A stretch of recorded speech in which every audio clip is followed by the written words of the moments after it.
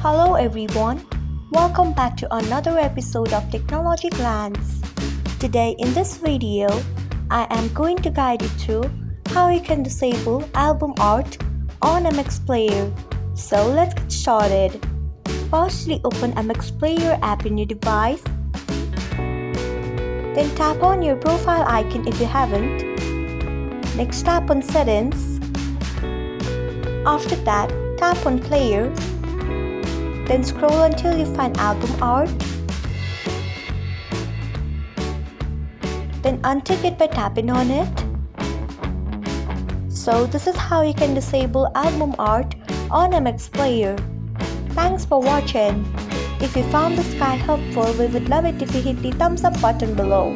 We upload great new tech tutorials like this one every day, so do not forget to subscribe to our channel and hit the bell icon so that you will never miss another update.